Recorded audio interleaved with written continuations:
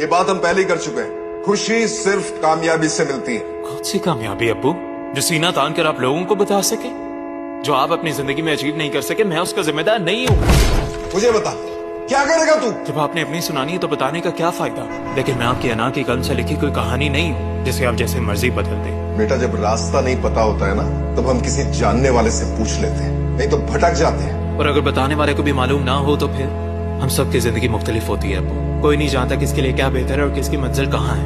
मैं समझता हूँ कि आप मुझे अपने से बेहतर देखना चाहते हैं, मेरे लिए अच्छा सोचते हैं, लेकिन ये तरीका ठीक नहीं है अब्बू। सुन लिया, ये सब तुम्हारी वजह से। बस करते हैं अब्बू। तुम ही इनको भड़का। किसे आवाज दे रहे हैं अब्बू? किसे आवाज दे रहे हैं? 4 साल हो गए अम्मी को गए हुए, तब से हम दोनों अकेले ही हैं। अरे क्यों अपनी लाइफ बर्बाद करने पे लगाया है? कुछ तो सीख अपने भाई से, बेअकल।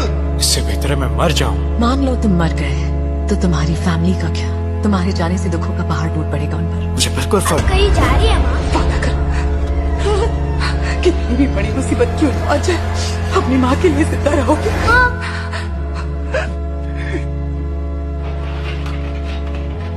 अब रात को झटक कर सुलाने और सुबह वक्त पर उठाने वाला कोई नहीं है। जब थे तब कदर नहीं थी, और अब क्या कर सकते हैं? हम सारी जिंदगी उन सहारों के मोहताज तो नहीं रह सकते। तुम्हें ही अपने लिए लड़ना होगा, समझ गए बेटा? मुझे माफ कर दीजिएगा अब्बू। चाहे हालात हमारे बस में हो या ना हो, भले ही अपनों का साथ हासिल ना हो, आखिरकार जिंदगी को जाने देने और आगे बढ़ने जैसी तल्ख हकीकतों के साथ कबूल करना ही पड़ता है। इस जिंदगी की सच्चाई को तुम अब जाकर समझे हो बेटा। हम जिंदा रहकर भी हर मुश्किल से लड़ सकते हैं। इतने हैरान क्यों लग रहे हो?